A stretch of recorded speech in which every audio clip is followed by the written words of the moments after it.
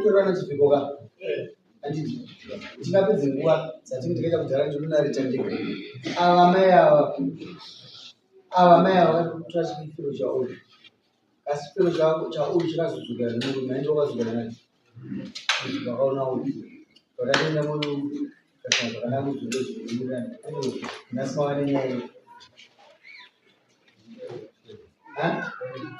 chekuti pashi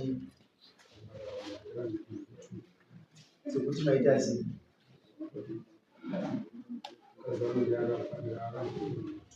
abhadharana saka mava zviite sei hamuna akati asina chaanacho ndiani woziva kupinda pasi pako enda kwasirana kana dzidzisa munhu achise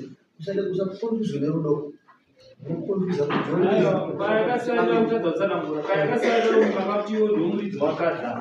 iwewo nhuchabhadhara mukadzi saka ndeye akufanira akatogara pachitotaura chinoziva sanangura kaizvozvo saudakuwa rimedheti mukadzi uchimubudaira mupedhi tiri musapeti mama siyana nyaya yemushonga yemusakadzi unochembera kuteka kubata chinhu watooneka kuti nakubata mushonga ndosaka tiziva vazhinji vanofamba marendio vanobata mushonga unochembedza unobva utsvakara yemunhu hamuzvisi here ungai munhu wapandedzito penyu anobata mushonga unomuona nokusakara anobva takauda kutyisa ndizvozve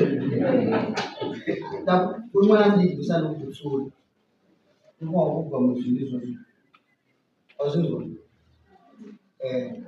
omara ino anofurira asi vava varume vanenge vasingadaro endai kumwakuaaa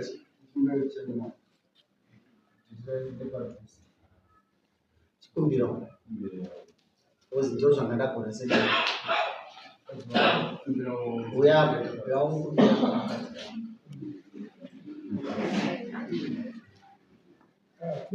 kugama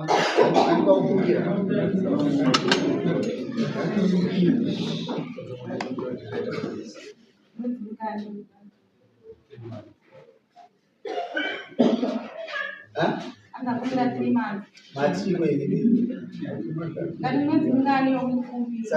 ikudai 3 months yacho auda nemurume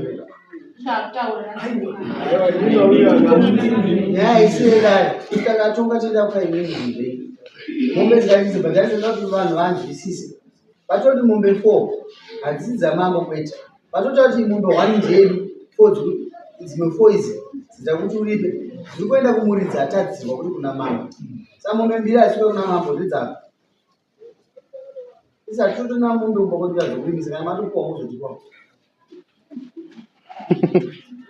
vaisire 3 months uvauni mama muri kukonzesa kuti munyake confusion unyada kushereketa ndai